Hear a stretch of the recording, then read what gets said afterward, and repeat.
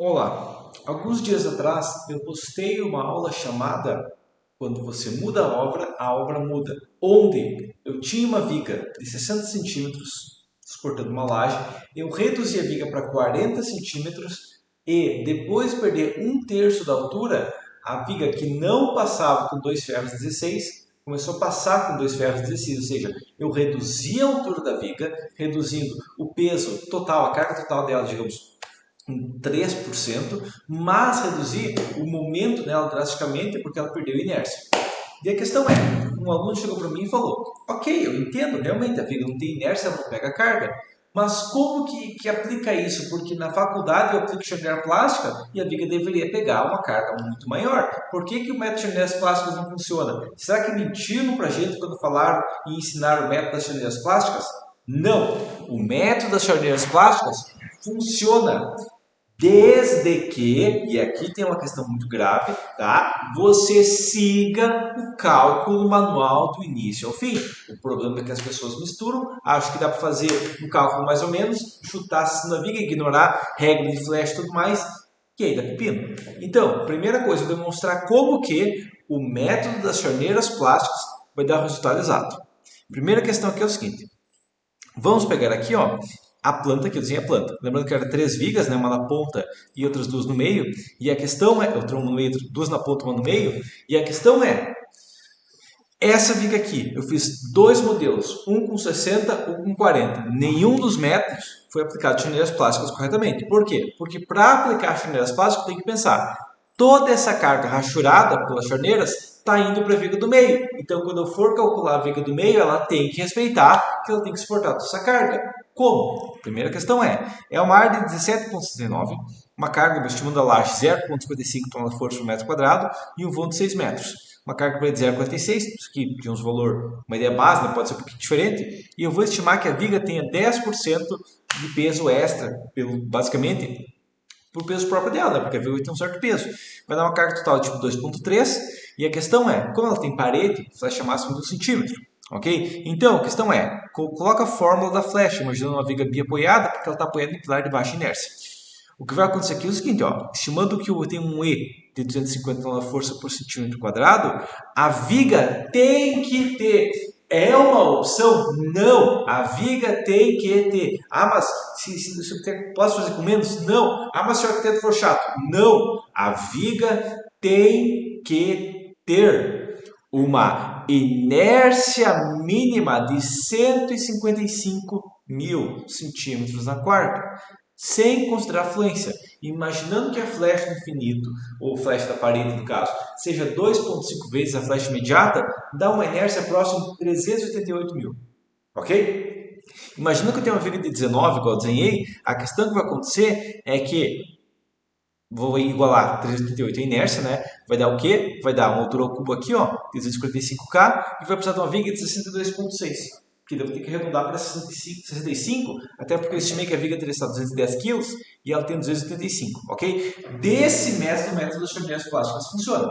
Por quê? Igual falam naquele vídeo, para a viga funcionar como viga, ela tem que ter inércia de viga, ok? Para esse vão de 6 metros, precisa de uma viga de 65. Aqui sabe dar para de 60, ok? Uma pequena diferença, mas a questão é que já começa a ser um pouco mais complicado. Então essa é a primeira questão, que o método das charneiras plásticas só funciona quando eu for calcular a peça, tem que pensar, ok, eu vou calcular a viga, eu vou imaginar que tem, em total aqui eu estou falando do que? Eu estou falando de 17,9 metros quadrados, tá? Vezes 0,55, mais 6 metros com 0,46. Eu coloco 10% em cima da viga, na verdade é um pouco mais, uns 15% em cima da viga, eu tenho que imaginar o quê? Que é uma viga que suporta 14 toneladas. Ok? Então, eu tenho que imaginar que ela suporta 14 toneladas. Senão, eu vou você pensar, me ensinaram que, digamos, para fazer uma viagem de todas as pessoas, eu coloco elas no veículo e vou viajar. E eu tenho 20 pessoas para viajar e eu comprei uma CG 150 aqui, uma 125 cilindradas aqui e vai para viajar 20 pessoas. Não, porque a regra base é o quê? Vai viajar 20 pessoas? Compre um veículo que cabe 20 pessoas. Vai, esse vão de 6 metros suportando 14 toneladas, coloque uma viga que suporte 14 toneladas. Essa é a regra base. O problema é que os métodos que você ensina na faculdade, e é um problema que muitas vezes ensina por cima para ficar muito tempo aplicando fórmula ao invés de entender o conceito, os métodos que te ensina na faculdade, eles só funcionam se você aplica o que te ensina na faculdade. Se você segue, eu aprendi chamineiras plásticas, mas o arquiteto falou que a viga tem que ter no máximo 40. O arquiteto não te ensinou a calcular flecha, então pouco importa o que ele falou. Tá? A questão é, você tem que seguir a regra do cálculo da flecha, beleza? Agora a gente vem a outra questão, que é uma outra questão que é o seguinte. Eu demonstrei com uma laje de 12 centímetros. Por quê? Porque está se tornando comum trabalhar com lajes mais espessas, pelo menos 10 centímetros. E a questão é, se o vão entre as vigas é de 3 metros, eu não preciso de uma laje de 12. Eu preciso de uma laje de 10 ou, quem sabe, uma laje de 8. Então, a questão é que, da mesma maneira que eu fazer uma viga com uma inércia muito baixa e achar que ela continua sendo viga sem ter inércia de viga, faz tanto sentido quanto eu achar que se eu comprar uma moto 150 cilindradas e dar apelido dela de ônibus, ela vai funcionar como ônibus, que é uma maluquice igual, ok? Se eu pegar uma laje de 12 centímetros e fingir que ela funciona como uma laje de 8, estou enganado, ok? Então tem que trabalhar com a inércia proporcional de cada peça.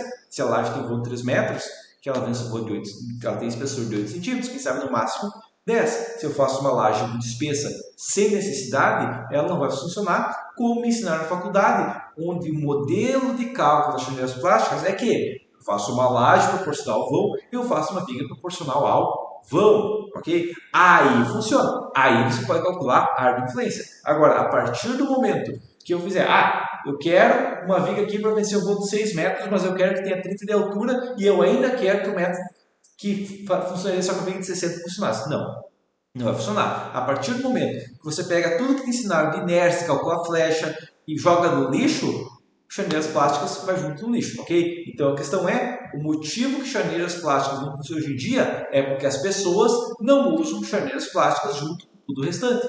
Para funcionar chaneiras plásticas, também precisa funcionar calcular a peça e colocar com uma inércia adequada, nem 10 vezes mais inércia, nem 10 vezes menos inércia, ok? Cada peça tem uma seção adequada, baseado na área de influência dela, isso aqui também vai valer os pilares e tudo mais. Se eu quiser fazer todos os pilares da obra de 20 por 60, mas os pilares internos têm o dobro de carga, não faz sentido. Os pilares com dobro de carga tem que ter o dobro de seção. As vigas com vão maior tem que ter uma seção maior. As lajes um vão pequeno tem que ter uma espessura pequena. Se você seguir isso, beleza, chaneiras funciona. Se você começar a enjambrar e fazer maluquice e reclamar, por que quando eu faço maluquice o resultado dá maluco? Adivinha só por quê, tá bom? Mas por enquanto seria isso e até a próxima.